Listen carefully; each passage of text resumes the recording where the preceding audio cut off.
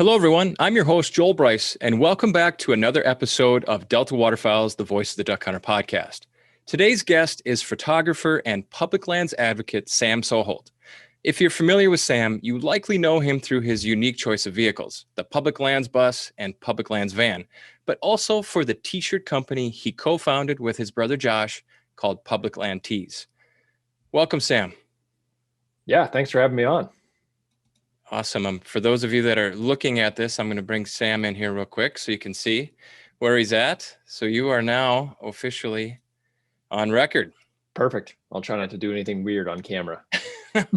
Well, I don't know. At least I'm not going to be the only one if you do. So that's okay. Sam, before we get going here, I want to make sure that everybody listening to this podcast knows how to find you. So we're just going to go right in before the introductions. Publiclandtees.com. So that's you have to spell out the Tees. Yes. And that is where they can find your t-shirt company. Yep. But then also, I'll just go with Instagram, and you can provide some other ones. Public Land Tees, that's all one word. Also the Tees, and that's a great way. I follow the work that you do, Sam. Any other places that you want people to pay attention to? Sure. Yeah. My personal page is just my name at Sam Soholt on Instagram. And then we also have a YouTube channel, which is Soholt Brothers. So if you look up Soholt Brothers, it should pop up for you right there. And putting a lot more content surrounding conservation and everything that we do up on that YouTube channel. So, okay, cool. Yeah. I mean, I encourage everybody to get out there. You do great work. We're going to drop some of this information a few other times just so people can have it in front of them. The one thing I want to clarify, and this is from the Public Land Tees. So it's an intentional name, and it's an awesome conservation funding mechanism. So $5 from every item sold, whether it's a t-shirt or a sweatshirt, goes to public land protection, access, and conservation. I read that right off your website. Yep, that's exactly right. Kicked the company off right around the same time I started driving a school bus around to raise awareness about public lands, and just wanted to use it as a way to not only put a little bit of diesel in the bus, but really have it be a vehicle to raise money for conservation and give back to all the organizations that help keep wild places wild. That's awesome. So I asked Sam to come on the podcast so we could talk about two exciting initiatives that are being conducted by Public Land Tees. There's others. We're picking two. Otherwise, we'd be on here too long because you're doing a lot of great stuff. The first one you launched in 2019 called Stamp It Forward. Mm-hmm. Go into that one. And the other one, which is really exciting, it launched just this month, and it's called Conservation Crossing. Yeah, super excited about that one. Yeah, me too. We'll cover that one in a little bit. Yep. First, though, Sam, hey, you're on here. You're donating your time. I want to make sure everybody who might be new to Sam Soholt gets to know who you are. So take a couple minutes, Sam. Tell us a little bit about you, maybe where you're from, your upbringing, and maybe what makes you tick today. Yeah, sure. So grew up in South Dakota, was born in Aberdeen, but actually grew up in Sioux Falls in the southeast corner. And then kind of growing up, my dad was into hunting all the time. So obviously my brother and I were into hunting as well, and mostly did upland first, and then really got heavily into waterfowl hunting from the time I was about 9 or 10 until my early 20s. And that was basically all I did. So I actually chose college, based on waterfowl hunting, and went to North Dakota State as a way to not only continue to hunt parts of South Dakota, but be able to be a quote unquote student resident in North Dakota and be able to hunt the prairie pothole region from the Canadian border all the way down to central, eastern South Dakota. And yeah, just grew up as a hunter, and honestly, when it comes to conservation and understanding all that, pretty much took it for granted. Didn't really know kind of the ins and outs and the behind the scenes work that all of the organizations like Delta Waterfowl do until a few years back when I started to do a little bit more research about how the world works in conservation and public land funding. And so, yeah, grew up as a hunter and became a passionate public land advocate. Just wanted to do my part in protecting public lands and access for future generations, so that my kids and their kids and their kids would eventually have opportunities to do a lot of the same things that I have done. So I guess what makes me tick is just thinking about different ways that we can help fund conservation and maybe make it a little bit more mainstream and help people understand and educate people about how they can get involved. That's impressive. And I think it's important that we maybe burrow down just a little bit on what inspired you to be such a great voice for public land advocacy. Just kind of a quick digression. In the waterfowl world, we say that if you're looking at the prairie pothole region, so that's the three main Canadian provinces, Alberta, Saskatchewan, Manitoba, the Dakotas, parts of Minnesota, parts of Montana, parts of Iowa, that can produce up to 70% of the continent's duck population in a given year. But interestingly, we say that about 90% of those ducks are produced on private land, right? So when you think of duck production, I don't necessarily think of public land, although there's wonderful refuge system, the waterfowl production areas.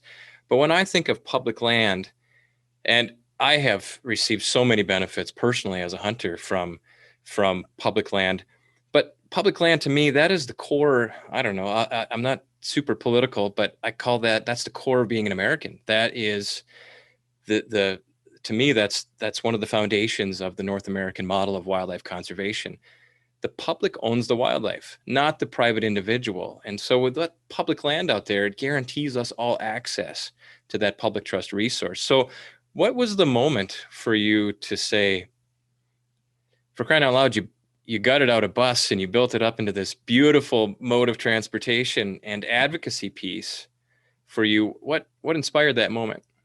So it all kind of stemmed from early to mid 2016, and the political parties that were in charge were looking at potentially doing what they were marketing as a states' rights issue and marketing public land transfer. And so to put it very shortly, what the federal government was looking at doing was taking federally managed public lands, so national forests, national parks, all of those things, BLM, all of those things that fall under federal management, and transferring those lands to state management. And the way that they were talking about this was, well, it's like, oh, the states can make better decisions on how to manage that land. The states can make faster decisions on how to manage that land. But what they didn't talk about was the cost of not only managing, but just protecting those lands. And when it gets transferred to the states have to manage it for a profit. Now, that has to be a direct profit. It can't be an ancillary profit, which is, people that spend time on it and spend money at retailers and buying things to go spend time on those lands. So in short, the cost of managing that much land for the states would be impossible when it comes to wildfires, grazing rights, all of those different things. They couldn't make enough profit. And so it's a fast track to privatization of that land. So as there was a really great video done by Randy Newberg that kind of explained this all, and maybe I can find the link and send it to you on YouTube. But Sure. it just talks about land transfer and what that means. And when I saw that video and kind of started to understand more about what that all meant, like kind of did a little bit of my own digging, it just really kind of hit me in the gut, like that, as a whole, we needed to do a better job to A, not have that happen, and B, like protect those things for future generations and have that stop from happening ever.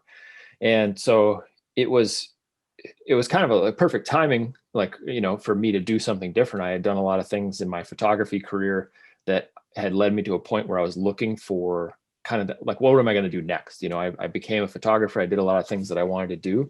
It's like, what can I, in this space, what can I step up and do next? And this public land advocacy fit well with my mission and my values, and was a way for me to use my platform and voice to raise awareness about all this stuff and help people understand better about what was going on and get people fired up to do what they needed to do, which at the time was just simply get in touch with their representatives and senators and tell them that land transfer was not a good idea. And then since then, it has kind of evolved into helping people stay informed on different bills that are coming across the table and different things that we need to be aware of. And then when the time comes, just making sure that my following knows what they can do to either help pass a bill or help stop a bill, or, fund other projects that are going on. So, but yeah, it was really 2016 when that threat of having all of these amazing places eventually taken away, like, it just didn't sit right with me, and I knew I needed to do something. I'm totally behind that effort. I think it's hard for the general public to imagine that slippery slope. Okay, it went from federal to state. How can that be bad? States can't run deficit budgets. And Hmm. so they're could be the most well-intended people in the world, but put into tough situations. I think you look at the state school system, and we won't really talk about that, but look at that as an example of land that was once, in held in public and is now private. And so I commend you for all the work that you're doing. We'll move on from there, but there's so much to say. There could be a whole podcast episode about that. But Absolutely. yeah, so first I want to jump into the Stamp It Forward program. So Hmm. Stamp It Forward launched in 2019. And as a Delta guy, as waterfowlers, we should all be crazy excited about this program. I mean, it really is amazing. Sam, I'll give our listeners a quick history on the Federal Migratory Bird Stamp Program. Most of us know it as the Federal Duck Stamp. And then I'll ask you to give our listeners an overview of your Stamp It Forward program and how they can participate. How does that sound? Sure. Yeah, it sounds great. Got it. Okay. Now, before we go, Delta has a US and Canadian contingency membership support base. So I want to put in this kind of, not a disclaimer, but I do want to point out that today we're only talking about the US Federal Duck Stamp Program. There's a similar program in Canada called the Migratory Game Bird Hunting Permit. Probably we'll cover that on a separate podcast. It's a slightly different program, but it does great things as well. So focusing on the US side, federal duck stamps are conservation revenue stamps produced annually by the US Fish and Wildlife Service. So if you're 16 or older, you must first purchase a federal duck stamp to hunt migratory ducks and geese. Okay. Now, by law, and that's the great part here, by law, 98% of duck stamp proceeds go directly to help fund waterfowl habitat through some of the main activities are land acquisition, lease programs, conservation easements. The habitat acquired with the federal duck stamp program becomes part of the National Wildlife Refuge System. So it's not just refuges, but it becomes part of that system. That system is a network of US lands and waters set aside specifically for wildlife conservation. And I love it. We're talking about law, we're talking about um, a repeatable funding mechanism, a repeatable action. Since inception, more than 6 million acres of habitat have been purchased and protected through this program. So quite the conservation milestones, isn't it, Sam? Hmm. Yeah, and I think it's important for people to understand when they talk about 6 million acres. Now, there's a lot of organizations that have funded access projects and purchased land to open up, millions and millions of acres. But this is 6 million acres of wetlands, and I think that's a good distinction to make when it comes to this because you could have 6 million acres of barren wasteland, but this is all like productive wetland habitat that has been preserved for forever. Yeah, it's amazing. So a little bit more on the history. So it's an amazing conservation success story. Obviously, it came to be in 1934. Mm-hmm. I would imagine most people don't really know where it came from. It came from the passage of the Migratory Bird Hunting Act. Credit goes to an individual named J. Norwood Darling, and he was known as Ding Darling. Apparently, he hyphenated Darling D-ing, and it became Ding Darling. So he drew his inspiration for this program from an alarming and downward trend of habitat and wildlife populations of his time. This is we're kind of entering fun fact mode. I don't think this will show up on Jeopardy or anything like that, but the first federal duck stamp sold for $1. That the inaugural year of sales, they sold 635,001 stamps. So that's some pretty impressive beginning. I imagine compliance was certainly an issue at that time. The high point of duck stamp sales was quite a while ago, actually. It was the 1971-72 hunting season. That year, roughly 2.4 million stamps were sold for a whopping $3 a piece. Yep. So imagine what would happen with a bigger multiplier. So now the price of a duck stamp increased to $25 in 2015. Now, since an individual stamp is actually on sale for 3 years, the most recent sales figure that I was able to track down was the 2017-18 season, where just over 1.5 million stamps were sold. If you do the math on that one, that's over 38 million bucks. Mm-hmm. And I love it. And so, we talk about the 3 R's of hunter recruitment, retention, and reactivation. We want to bring in new people to buy duck stamps and enjoy hunting, the hunting heritage, of course. We want to keep those that are here. And if someone hung up their waders, we want them back buy that duck stamp, keep that revenue stream going. Now, a couple more fun facts before we get going here. So the federal duck stamp is our nation's only conservation revenue stamp. And I think I didn't know that. I looked that one up. So I'm reading something that I didn't know. The other thing is that the federal duck stamp is unique, very unique in the way it's created each year. Each year in the fall, the U.S. Fish and Wildlife Service holds a contest to determine what waterfowl art is displayed on the stamp, making it the only juried art competition sponsored by the federal government. I think we should be proud of that one too. It's quite a tradition, art in this regard. Now, each year, a little bit on how they choose the stamp art for each year. So artists are provided a list of eligible species that they can use to create their duck stamp art. This year's contest, which has a due date of August 15th, they've published 5 eligible species: the greater white-fronted goose, the Ross's goose, blue-winged teal, redhead, and king eider. Artist gets to choose which one they want. Now, this one has a very unique wrinkle, and I'll read this one directly from the service website. You must also include a waterfowl hunting related accessory or scene that illustrates the theme of celebrating our waterfowl hunting heritage. Waterfowl hunting related accessories include, but are not limited to, such elements such as hunting dogs and waterfowl decoys. Sam, this has actually generated some controversy. Are you aware of that? I am aware of that. Yeah, it was. There was a lot of talk surrounding that, with the artists having to add in that element of hunting. But I think personally, I think it's great. It's where it stemmed from, and so it's cool to add that heritage back into it. It is, yeah. So as you know, hunters and non-hunters alike buy this duck stamp, and and obviously, if 98% of it goes directly to the ground, why wouldn't you, right? The other thing is, as if I understand it correctly, if you have a duck stamp in your possession, if there's a U.S. Fish and Wildlife Service refuge that charges a gate fee, you can get in for free with that duck stamp. Exactly. So why it's popular. But yeah, the controversy is, and here's the question, and again, park that for another conversation, but will hunting scenes on a duck stamp alienate or cause those non-hunters to no longer buy this stamp? I hope not.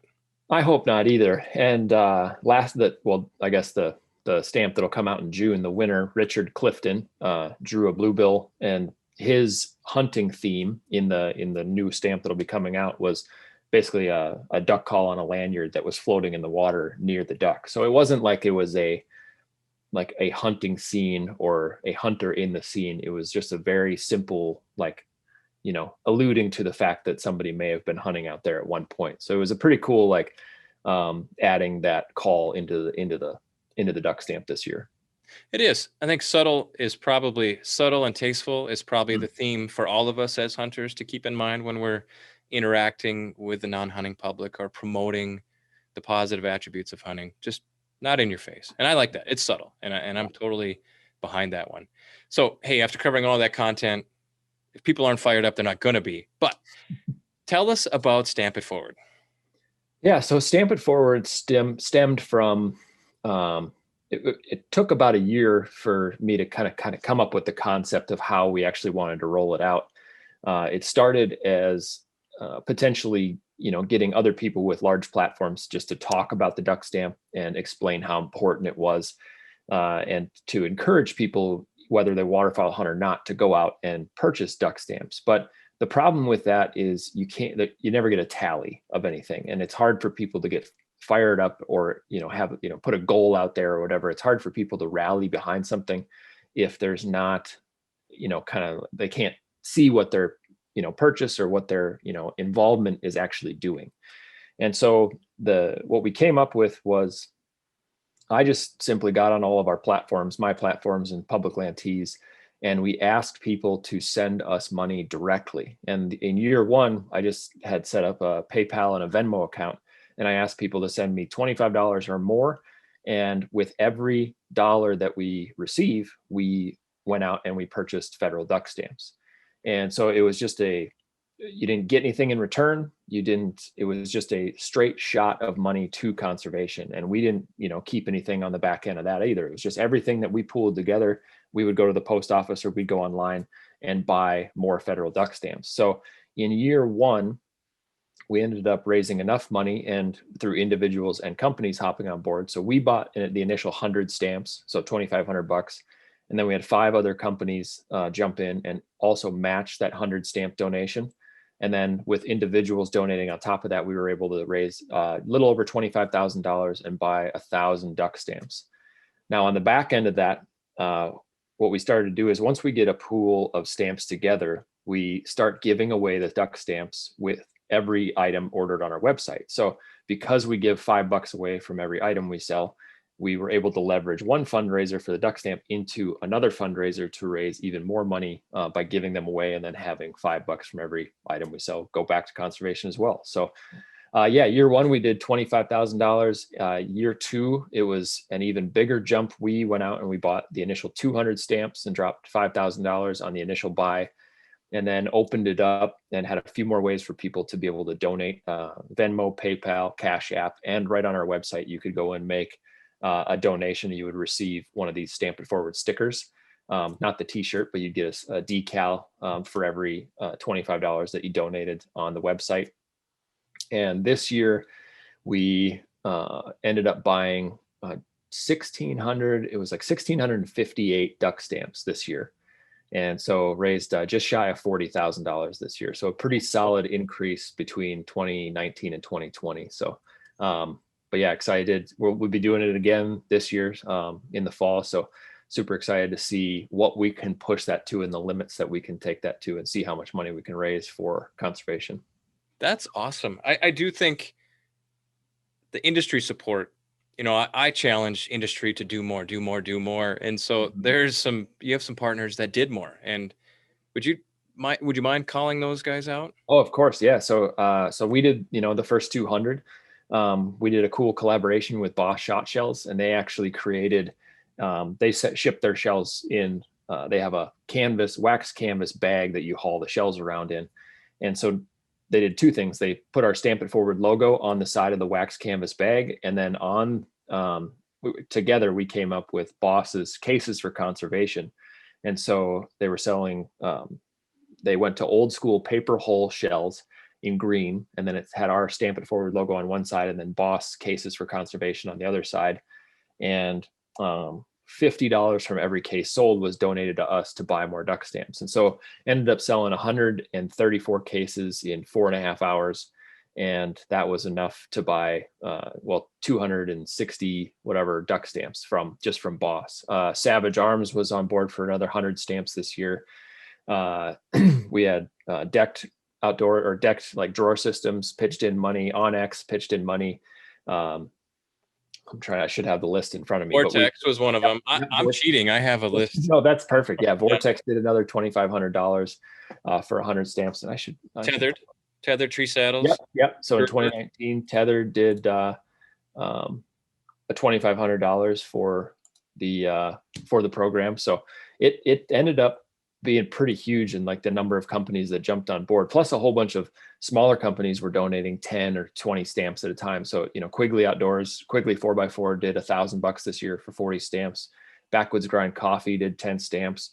DIY Outdoors Official, which is just, a couple buddies that like do awesome hunts all over the place. They donated $500.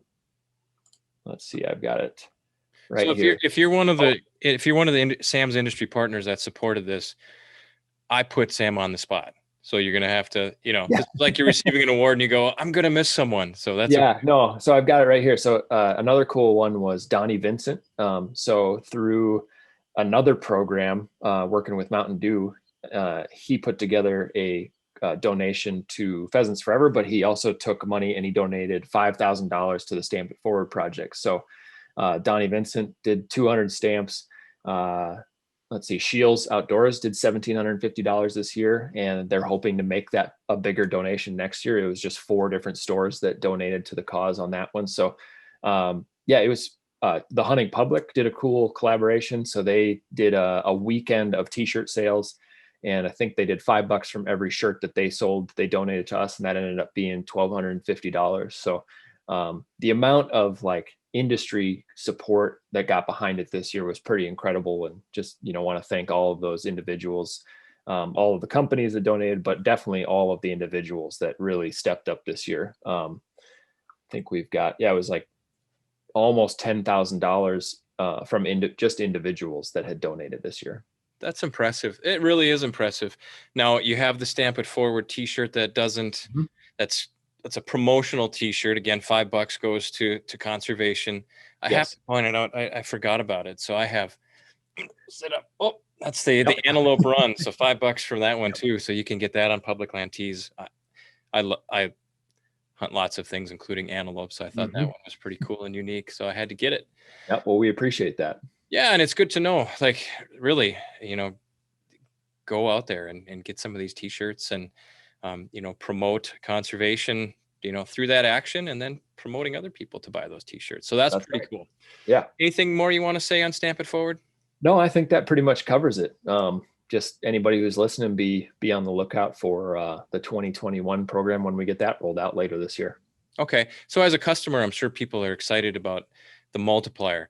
I could buy a shirt, and when it shows up, there might be a federal duck stamp in there. Yeah. Do you promote that as that's going to happen, or is it a surprise like Cracker Jacks?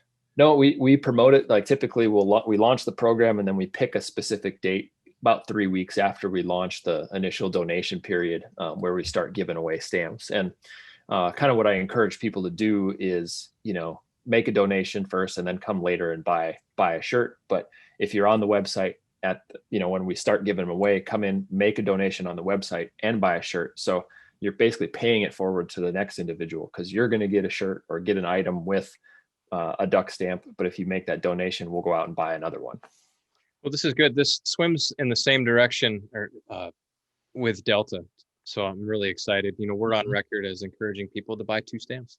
Yeah, that's perfect. Buy 2 stamps. I mean, it's pretty darn awesome. Yep. Okay, so then let's move on to this one's exciting. So your most recent project, it just kicked off this month. Yep. Conservation Crossing. Yes. Tell us about that. Yeah. So Conservation Crossing, it's been kind of fun. This one stemmed from a conversation that I had with somebody a long time ago, that was trying to figure out like why can't I go to a single website and become a member of several organizations? So I kind of put my own twist on it, and I reached out to 5 different organizations, and they were like super supportive and willing to hop on board. And what Conservation Crossing is we created a $125 t-shirt. And anybody listening is going to be like, why would I buy a t-shirt for $125? But if you buy the Conservation Crossing t-shirt, you automatically become a member of Delta Waterfowl, Mule Deer Foundation, Backcountry Hunters and Anglers, Pheasants Forever, and the National Wild Turkey Federation. So in one shot for $125, and you get a shirt and a decal. So for $125, you become a member of 5 different organizations. You get all of the member benefits that go along with being a member of those organizations. And you get to, kind of do a major part in funding conservation by becoming a member of all these organizations. And you start to get all the information about what these organizations are up to and projects they're working on. And during the pandemic, without being able to have social gatherings and do all of the banquets that all the local chapters and national chapters typically do, the funding for all of every single conservation organization was hit really hard in 2020 and now 2021. So this was our attempt to not only help people get involved and become a member, but help fund some of those, those missing funds that these organizations lost because of a worldwide pandemic. So yeah, super excited about this project, and just doing a limited run of shirts. So if you're listening to this, be sure to get over to Public Land Tees and get on it. And if you already are a member, it will renew your membership or extend your membership. So don't feel like you have to not be a member of any of these organizations to jump on board with this. We've worked with every group that when that information hits their database, they'll either renew it, extend it, or form a new member. So yeah, that's kind of Conservation Crossing in a nutshell. That's pretty amazing. To me, you picked 5 great groups. Obviously, I'm partial to Delta, but I hunt absolutely everything, and a lot of people do. I've given talks in large crowds, and I said, they're there because they're interested in waterfowl hunting. And so I just say, okay, raise your hand if you only hunt waterfowl. And I think of all the times I've asked that question in front of hundreds or thousands of people, cumulatively, I think I've maybe seen one or two people raise their hand. Yeah. And so whether it's deer, whitetails of the Midwest, or mule deer, antelope, or elk, or something, squirrels, everybody no one raises their hand. And so I love this. And so you get a t-shirt, you get all the member benefits, but look at all the different conservation groups and all the, I guess, the species guild representations that you're going to find. So I think this is a really neat idea, and I'm excited to see how it turns out. Yeah, we are too. And, it was fun to have the conversations with each organization about coming on board. And we're pretty pumped to have kind of a widespread showing of different species that are involved with this. So we're kind of got all of it covered, at least a little bit, Western hunting, Midwest, waterfowl, all of that stuff. It's fun to have everybody on board. Yeah. And if someone's new to hunting and they're listening to this podcast, if Delta's doing its job right, there are, but it's a lot of the hunting seasons lay out differently on a calendar. And like where I'm at in North Dakota, we start out with doves, sharp-tailed grouse, ducks open up, and then all of a sudden here come antelope and all the other, bow hunting in the Badlands for mule deer, etc. So the opportunity to hunt every one of these species, they may not be where you live, but there is an opportunity to access them on the calendar. Yeah, absolutely. And I encourage everybody to kind of stagger their hunts throughout the year, because I think, not just focusing on one species every year. I think being more of a well-rounded hunter is going to make you better at every type of hunting. So I agree. The other thing that I say from an R3's perspective, the retaining hunters, is people move, conditions change. Maybe you lose access to a particular property, or drought leaves your favorite public land hunting hole dry. To keep you as a hunter, it's good to be well-rounded. Okay, so ducks aren't great for me this year based on a long list of reasons. I'm going to go turkey hunting. I'm going to jump into deer hunting. So I love it. We're super proud and stoked to be a part of it. Can you tell everybody one more time, how do they find all of the information about Sam Soholt, Public Land Tees, your brother, Josh? Tell us real quick here. Yeah, so for everything Public Land Tees related, our website is publiclandtees.com, and that's TEES on the end of that. So publiclandtees.com for all of the merchandise. Our Instagram is just at Public Land Tees, spelled the same. Our YouTube channel is Soholt Brothers. So if you type that in, should be able to pop up there. And then my personal Instagram is where I post most of my photography and push people towards Public Land Tees stuff, is just my name, at Sam Soholt on Instagram. So those are currently the best ways to find us, and we keep adding content to all of them and keep adding offshoot brands that have kind of stemmed from everything that we're up to. So there will just be more and more and more. You're building a public lands empire. Congratulations. That's right, something like that. Yeah. Well, and then look for all these groups. Maybe you've already seen it, and that's what got you to listen to the podcast. But, every one of these groups is going to be, pumping out information on their social media channels, magazines, etc. So it's pretty exciting. Sam, it's a pleasure to get to meet you for the first time and have this conversation.